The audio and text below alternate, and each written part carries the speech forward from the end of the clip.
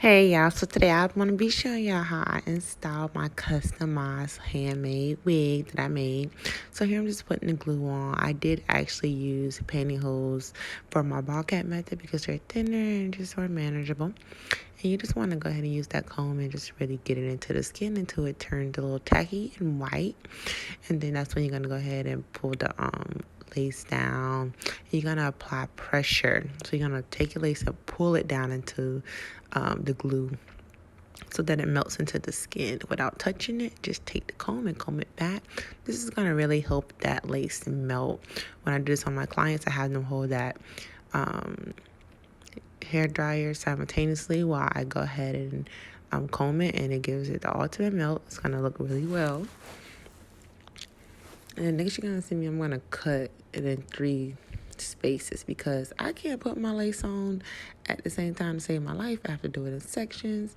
And when using this little razor thing, be careful because I cut myself so many times. You're going to have to hold it at an angle because if you hold it at an angle, like an angle upwards, you're going to be good. You won't cut yourself or others. So be very careful. So yeah, I have a little flat way. Okay, no problem. Get the little comb. Get up in there. That's all you got to do. Why am I moving my mouth like that? I don't know. I guess I'm concentrating. I look a goddamn mess. Anywho, so just go ahead and melt it some more. Press. Melt. And you're going to do that to all 3 sides because, like I said, I work in sections.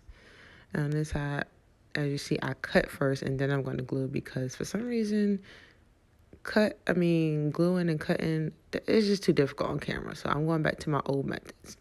Usually when I do my lace wigs, I always cut them first and then I'll glue them down. But I usually cut them with scissors while it's off my head. So I was trying something new for YouTube, but it's not working.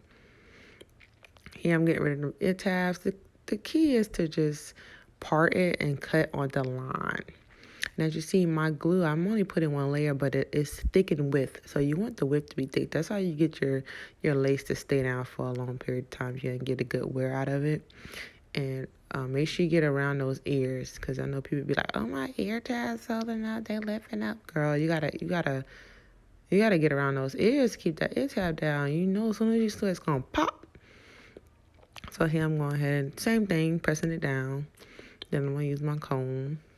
And I did use some lace tint that I homemade, some homemade lace tint that I made for this unit because it is transparent.